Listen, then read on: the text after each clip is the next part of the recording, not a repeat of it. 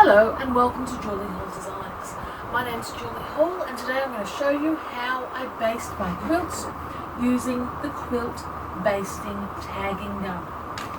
I'm showing you on one of our panel kits, which is a gorgeous panel perfectly sized to make a luxury cushion weave.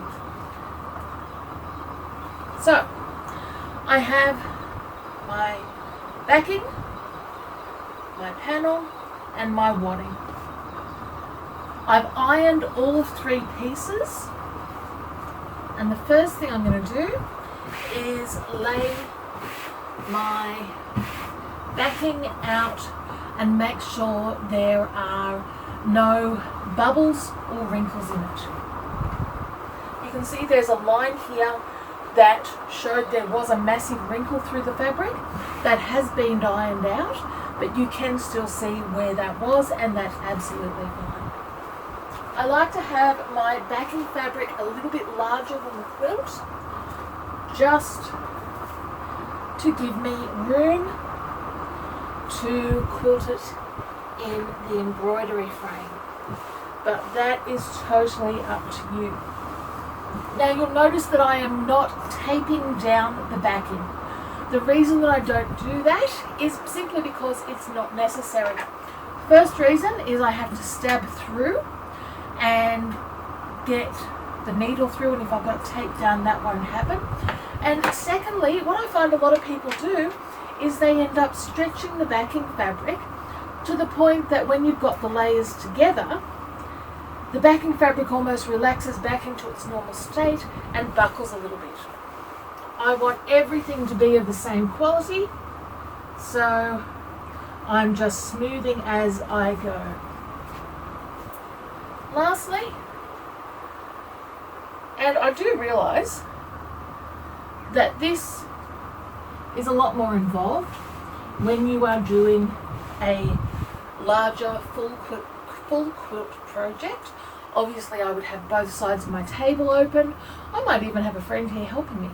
But the technique itself is exactly the same. So I have all three of my layers together. I now come through and I am ready to baste. I pick up my three layers, pierce the needle through, and whilst I am holding the fabric to the top of the gun, I click.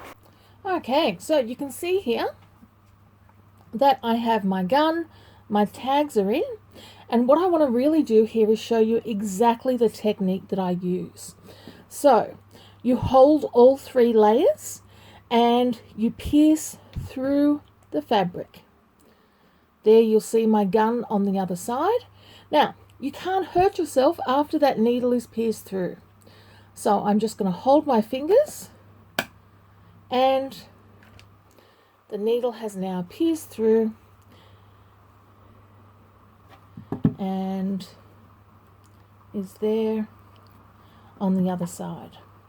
There is a little bit of technique involved. Sometimes I have better luck holding the gun at a slight angle.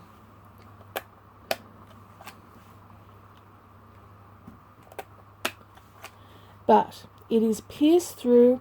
Keep the fabric held to the actual body of the gun itself and close.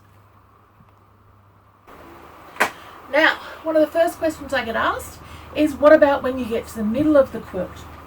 We don't want to be holding everything up, but I have a solution. Good old cake cooling rack. Most of us have these. If you place your quilt underneath that and then stab through those layers, that will hold your quilt together. So I hope that's helped you to see how easy it is using the Quilt Basting Gun.